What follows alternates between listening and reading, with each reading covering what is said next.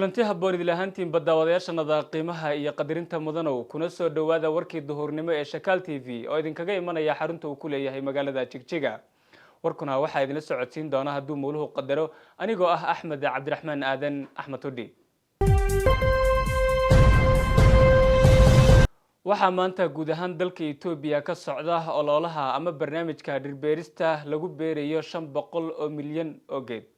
maanta waa maalin la qaban doono shaqo weligeed lagu xasuusan doono in la xidho nimcada Itoobiya ayuu yiri ra'iisul wasaare ku-xigeenka ahna wasiirka arrimaha dibadda ee Jamhuuriyadda Dimuqraadiga Federaalka Itoobiya Mudane Damaq Mukanan wuxuuna sheegay in barnaamijkan uu raad weyn ku reebi doono jiilka soo socda. ra'iisul wasaare ku-xigeenka ahna wasiirka arrimaha dibadda ee Jamhuuriyadda Dimuqraadiga Federaalka Itoobiya Mudane Damaq Mukanan iyo duqa magaalada Addis Ababa Marwo Adaanech Ababe ayaa xalay saqdi dhexe ku qabtay xarunta dhirbeerista guud oo lagu beerayo 500 milyan oo geed. mas'uuliyiin ka tirsan dawladda, macallimiin, arday, xirfadlayaal caafimaad iyo qaybaha kala duwan ee bulshada ayaa ka qayb galay barnaamijka cagaaran ee lagu beerayo dhirta kala duwan.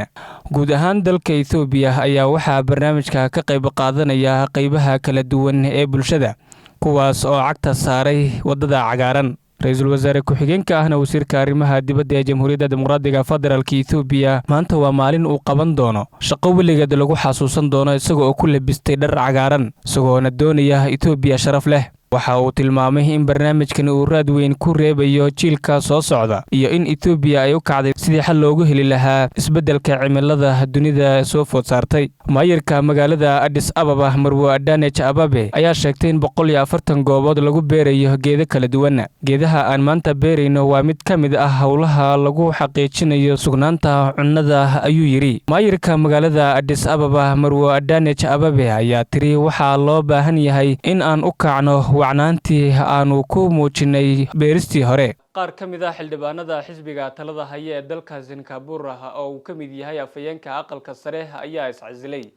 laba xildhibaan oo sarsare oo ka tirsan xisbiga talada haya ee dalka Singapore ayaa iscasilay iyadoona loo sababeynayo inay ka dambeysay iscasilaadooda xiriirka aan habboonayn. ra'iisul wasaaraha dalkaasi Lee Hsien Loong ayaa isna dhankiisa sheegay in iscasilaadooda afayeenka aqalka Tin Jun iyo sidoo kaleba xildhibaanka Chin Lun ayna lama huraan u ahayn xisbiga talada haya ee dalkaasi. iscasilaada xubnaha sarsare ee xisbiga waxqabadka dadka ee dalka Singapore ee loo yaqaan afka qalaad baaba ayaa naadir ku ah dalka Singapore halkaasi oo xisbiga talada haya ee tan iyo 1959 ka hor inta aanu dalkaasi xornimada qaadanin. ra'iisul wasaaraha dalka Singapore Master Lee ayaa ku yiri hadal soo saaray wuxuuna fahmay rabitaanka afayeenka inuu ka tago siyaasadda. xildhibaanka labaad ee iska casilay shaqada xildhibaan Chen ayaa baarlamaanka dalkaasi ku jirtay tan iyo sanadkii 2015. kacdoonadan siyaasadeed ee ka bilaabmay dalkaasi Singapore ayaa daba socday baaritaan heer sare ah oo lagu sameeyay wasiirka gaadiidka Sron iyo sidoo kaleba maalqabeenka hoteelka Onji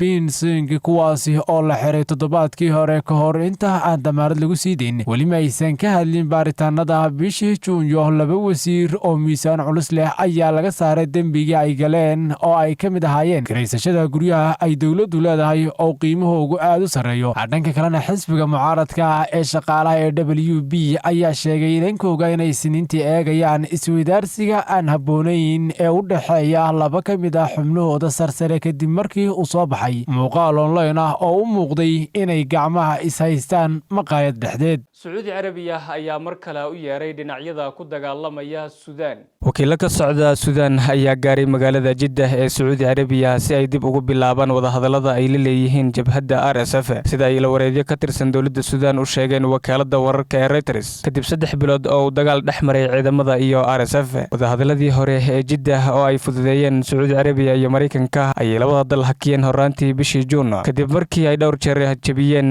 xabad joojinta. Sacuudiga iyo Mareykanku weli ma aysan xaqiijin in dib ay u bilaabayaan wadahadallada u dhaxeeya dhinacyada isku haya Suudaan. dhanka kale isku day dhexdhexaadin oo ay Masar bilowday Khamiistii ayaa waxaa soo dhaweeyay militariga Suudaan oo xiriir dhow la leh Masar iyo RSF.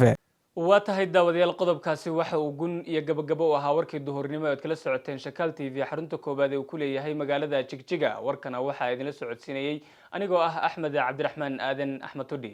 warka xigeentan ku kulmi doono waa aniga iyo dhammaan bahda Shakaal TV oo isku duuban idin leh sidaas iyo duhur wanaagsan